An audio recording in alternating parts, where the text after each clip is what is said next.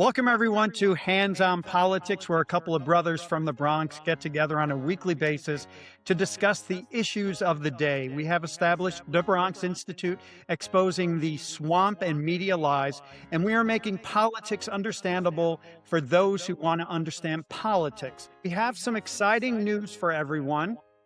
The Hands on Politics media presence is being expanded. We are now on 8 platforms. We are now on Apple Podcasts, Amazon Music, Spotify, iHeartRadio, Deezer, YouTube, Facebook, and X. So if you want to watch us, you have a million different locations to watch us. As you can see, my brother Richie is not here today. He's on a diplomatic mission over in Europe for a few weeks. So today I'm joined by another hand, my son Cameron, who's coming to us from our nation's capital at an undisclosed location. Cam, how are you doing today? I am doing good. Glad to be on here. I'm a little more dressed up than I had been previously. But yeah, I'm a little irked, you could say, and I don't know how often Uncle Kenny listens to this.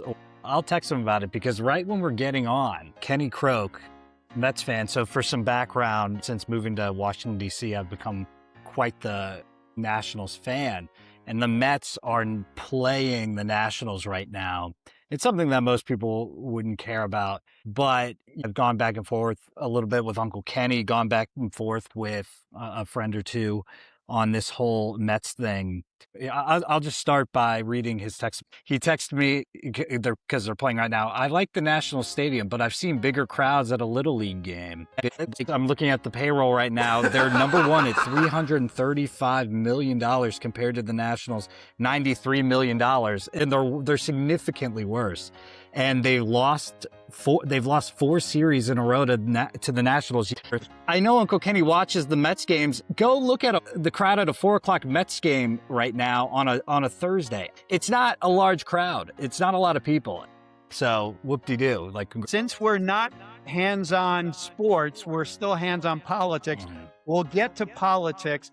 The first item on our agenda is we're going to talk about Nick Fuentes on Steven Crowder. We'll talk a little bit about the Iran war. I know that you've had some concerns about that. We talked about it last time you were on the show. But first, we're going to talk about Steven Crowder. Then I want you to talk a little bit about why you wanted to talk about this. Let's start this way. How about I steel man your argument as I understand it, and you can let me know if I have a decent grasp or correct me. Okay, sure. Okay. So my view is you're issuing a political strategy, right? You are not a leftist, you are not a Democrat, but okay. Republicans have taken your vote for granted. They have not been held accountable. They haven't delivered on any of the promises that they've made. Americans are feeling this right now, particularly young Americans in this economy. They feel as though they're not represented and they're being sold out to big corporate interests, including, by the way, a foreign nation like Israel, placing that above the interests of American citizens. And so we need to speak the only language they understand, which is defeat, make it sting in the midterms, vote Democrat in 2026, so that it will pave the way or allow for a candidate who more effectively represents America first or a true version of their constituents. Yeah, I told you to listen to that podcast. I don't think it was like 3 hours long.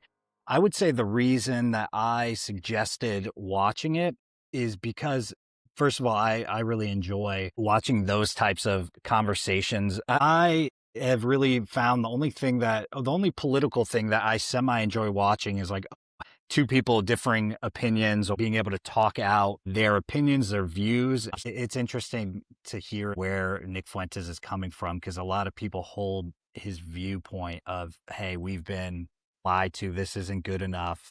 The only way to get leadership that is good enough is if we vote Democrat. He goes on to say, like, Democrats are the ones that are going to be able to hold back Trump in the second half of his term. Like, the Epstein files wouldn't have gotten released if not for Democrats pushing the Republicans. And then he wants to kind of diminish Rubio and Vance by having Democrats be, in charge of the Senate and the House. He wants to diminish Vance and Rubio, so therefore it paves the way for in his opinion, a better candidate in 2028. That's what I found to be interesting about it, is just kind of like, hey, this is like a big a big portion. I feel, I agree with a lot of Fuentes's points on like, oh, we went to war with Iran. They stabbed us in the back. So we need to do something about that. But it was interesting to hear somebody argue you You sent me the podcast last night, and Mhm. I've watched about 45 minutes of it, maybe 50 minutes of it. Nick Fuentes strikes me as a charlatan. He's like a stereotypical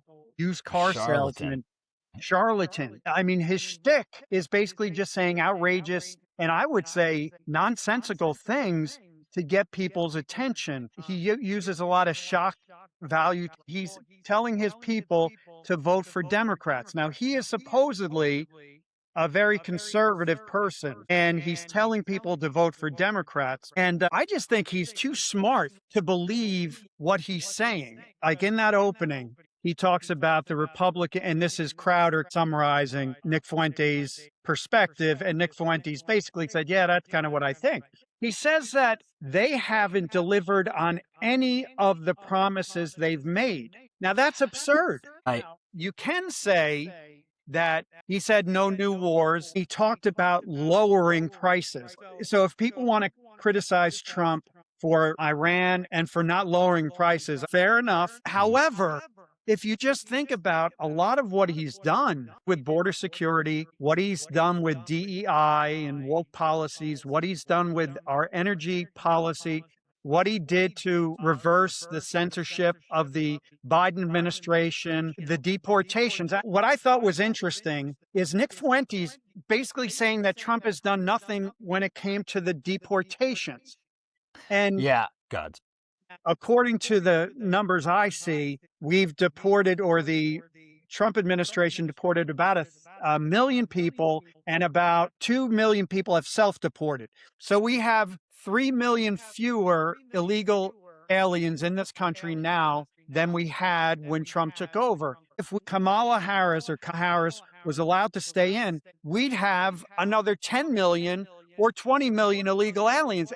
And so I guess that was my biggest problem, is him using that as an example of why we need to vote for Democrats. I was shocked at what he was saying, and I disagreed with most of it. Not all of it, but Yeah. most of it.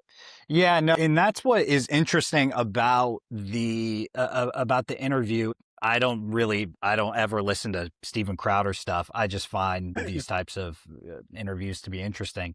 But I was surprised at how well Steven Crowder was able to make, the points you're making there and argue with him about deportation numbers and different Trump wins that Fuentes should be excited about. So that's what made the interview interesting to me. I think naturally I'm geared to like kind of agreeing with the Trump critiques because it has felt so hectic and the Iran war thing. And so I'm always kind of Nick Fuentes is saying something that maybe I agree with here on like, hey, we need to like, Trump's been terrible, this and that. But again, I was surprised at how well Steven Crowder was to kind of bring these things up to him and be like, hey, like we've had this amount of deportations, a lot about H-1B visas being rolled back. They argue a lot about border wall, like, hey, like we've had 700 feet or what yards of border wall. If the Democrats were in charge, we'd have none. And then Nick Fuentes, it all comes back to him just being like, it's not good enough. Like,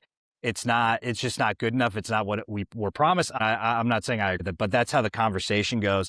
And like, that's why I thought you would find this interesting, because I think you, if talking to Nick Fuentes, would make the same exact points that Crowd to him. And I don't think that Fuentes, I don't think his viewpoint doesn't stand up. Like, it sounds a lot better on its own, in my opinion. Yes. But then when it doesn't hold up as much to the criticism, you can debate deportation numbers, but like, could Trump be doing more? Steven Crowder would say, like, yes, like, but guess what? Like, he's deported 1 million or whatever. They debate the numbers. And if Kamala Harris or the people that Nick Fuentes is saying you should vote for had their way, there would be 20 more million.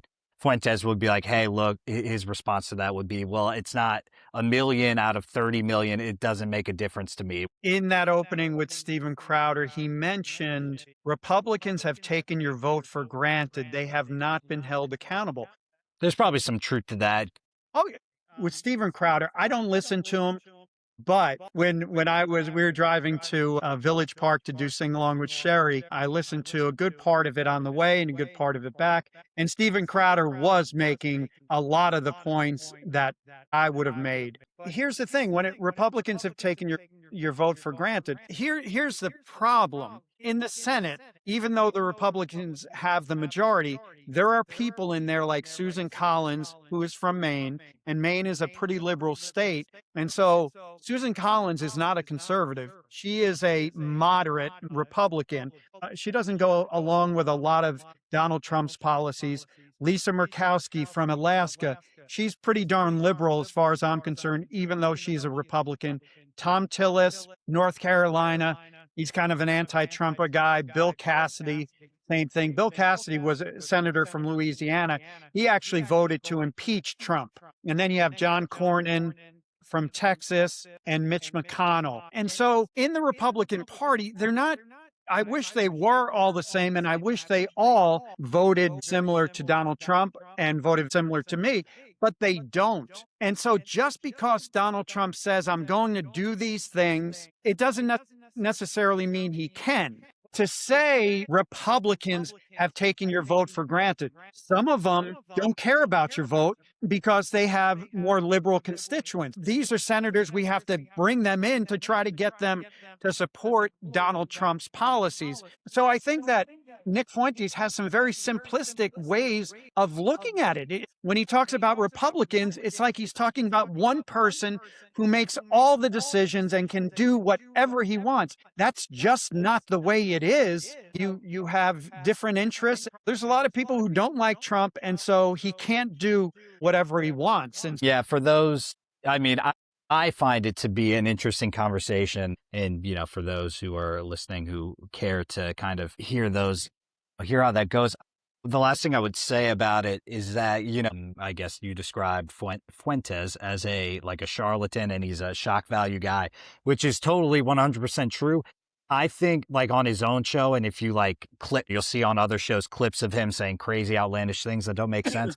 But I think on these shows, when he's faced with a real conversation, that he's more just presenting what I do think his opinions and views are. So to those who might want to listen to it, it's he's not, I don't think he's saying anything outlandish or that doesn't make any sense like you might see in some clips or on his own show, right? It's more of a policy debate. Yeah.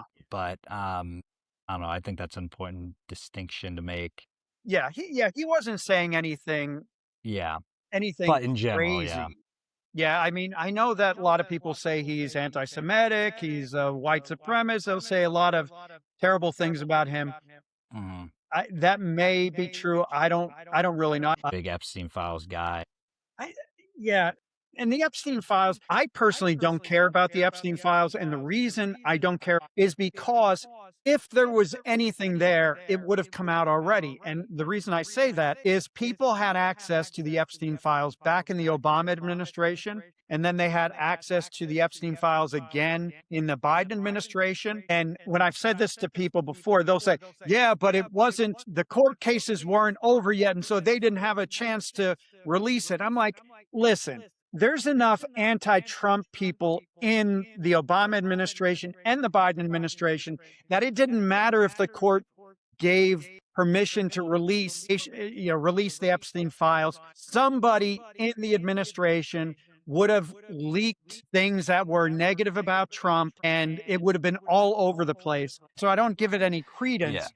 But if there was anything real in there, I think it would have come out. There's no reason to think it wouldn't have come out, because anytime there was anything to hurt Trump politically, it was released. And so there must not be anything of importance in the Epstein Files at this point. Yeah, well, I think people will say they've released most of them. The reason the reason I think it's pretty much been confirmed at this point, the reason that the Republicans led by Trump were holding them back, and the reason they didn't come out when Democrats had the power either, most likely, is because it potentially hurts their donors and people that are their friends. It's that's what Marjorie Taylor Greene told the news, was hey, Trump called me and said, we can't let this out because it's going to hurt a lot of not he didn't say it like this or she didn't say it like this, but basically it's going to hurt a lot of people that are my friends. It's going to hurt a lot of donors and presumably donors on both sides. And I think it's pretty well established at this point is that that's why it never was